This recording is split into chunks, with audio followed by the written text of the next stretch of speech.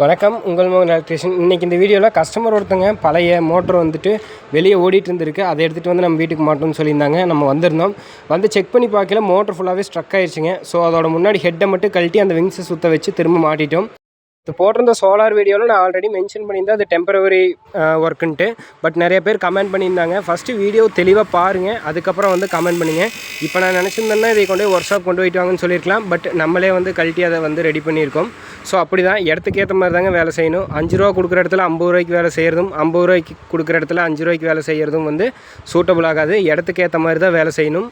அப்படி தான் இங்கே நம்ம வேலை செஞ்சு கொடுத்துருக்கோம். நேற்று சோலாருமே அப்படி தான் வந்து நம்ம வேலை செஞ்சு கொடுத்துருக்கோம்.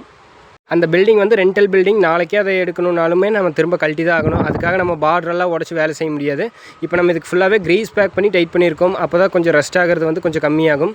ஃபைனலாக எல்லாமே ரெடி பண்ணிவிட்டு மோட்டரை ரன் பண்ணி பார்த்துட்டோம். மோட்டர் நல்லாவே ஓடுது. அண்ட் தேங்க்ஸ் ஃபார் வாட்சிங் அண்ட் தேங்க்யூ.